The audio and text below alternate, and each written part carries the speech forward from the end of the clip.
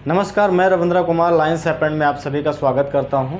आज हम लोग ग्लोबल वार्मिंग के बारे में जानेंगे कि ये क्या है और इसका नुकसान क्या है और इससे नियंत्रण कैसे किया जा सकता है। तो चलिए शुरुआत करते हैं। आपको बता दें कि ग्लोबल वार्मिंग का अर्थ क्या है।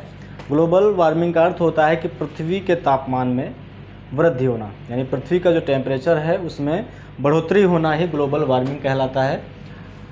20वीं शताब्दी के आरंभ से पृथ्वी का औसतन तापमान 1.1 डिग्री फ़ारेनहाइट की वृद्धि हुई है, यानी कि 20वीं शताब्दी में पृथ्वी के तापमान में 1.1 डिग्री फ़ारेनहाइट की बढ़ोतरी हुई है। यह बढ़ोतरी पिछले 4 सालों की तुलना में अगर की जाए तो पिछले 4 सालों में इतनी बढ़ोतरी नहीं हुई थी जितनी कि 20वीं शताब्दी में इसकी वृद्धि हुई है तापमान में। क्लियर?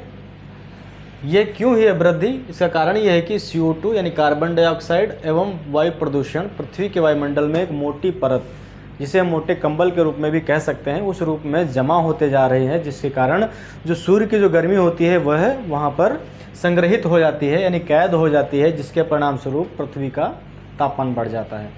अर्थात जैसे कि कार्बन डाइऑक्साइड और वायु प्रदूषण ये पृथ्वी की वायुमंडल में एक मोटी परत बना ले रहे हैं, जिसे कंबल के रूप में बनी हुई है, जो क्या करती है, सूर्य की जो गर्मी होती है उसको अवशोषित कर लेती है और संग्रहित कर लेती है, जिसके परिणाम स्वरूप क्या होता है, पृथ्वी का तापमान बढ़ने लगता है।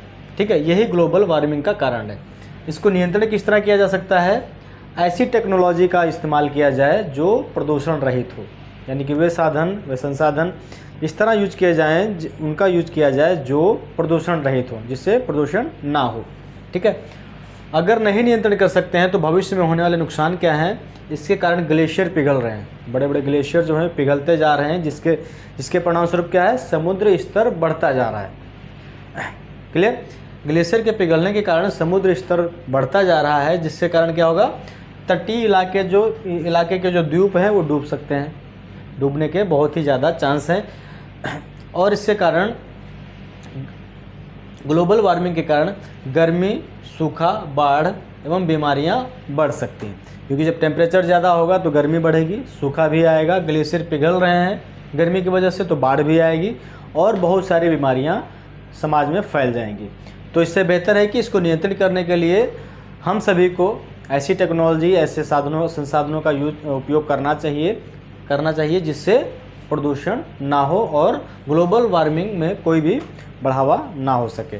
ठीक है, तो ये जानकारी थी ग्लोबल वार्मिंग के बारे में। जानकारी कैसी लगी है आप ज़रूर बताइए कमेंट बॉक्स में लिख करके। धन्यवाद।